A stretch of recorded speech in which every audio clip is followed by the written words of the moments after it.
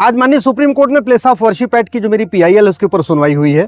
एक application move की गई थी अजमेर में एक व्यक्ति की तरफ से। उनका ये कहना था कि अजमेर दरगाह का जो मामला है जो कोर्ट में चल रहा है उस पर सुनवाई पे रोक लगा दिया जाए। वो जो सज्जन आए थे सुप्रीम कोर्ट, ना वो अजमेर दरगाह में जो कोर्ट चल रहा है सिविल सूट, ना उसमें पार्टी है, ना हमारी याचिका में पार्टी है, फिर भी जबरदस्ती स्टे कराने की मांग कर रहे थे। माननीय सुप्रीम कोर्ट ने उनकी जो याचिका थी, जो एप्लीकेशन थी, उसको खारिज कर दिया।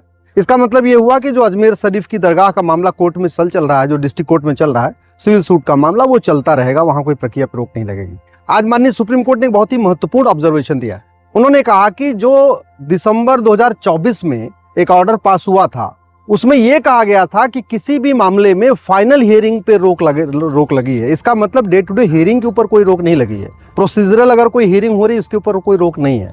माननीय सुप्रीम कोर्ट ने आज क्लेरिफाई किया कि जो 12 दिसंबर 2024 का ऑर्डर है उसमें यह कहा गया है कि फाइनल कोई जजमेंट नहीं आएगा। तो यानी काशी का मथुरा हो, चाहे काशी का मैटर हो या मथुरा का हो या भद्रकाली का हो या भोजशाला का हो या अटाला का हो, बाकी जो स्थानों पे है वहां पे कोई फाइनल कंक्लूजन नहीं आएगा।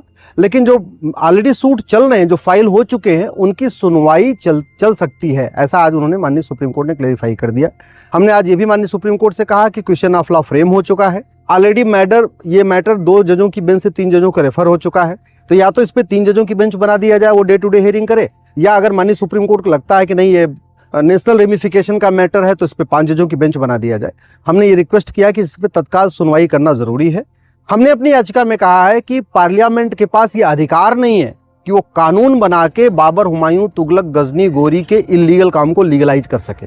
जो 1991 में प्लेस ऑफ वर्शिप एक्ट बना है वो बाबर, हुमायूं, तुगलक, गजनी, गोरी, खिलजी के इलीगल काम को लीगलाइज करता है। हमने अपनी याचिका में ये भी कहा है कि पार्लियामेंट के पास ये पावर नहीं है कि वो हिंदुओं को कोर्ट जाने से रोक सके, कोर्ट का दरवाजा बंद कर सके।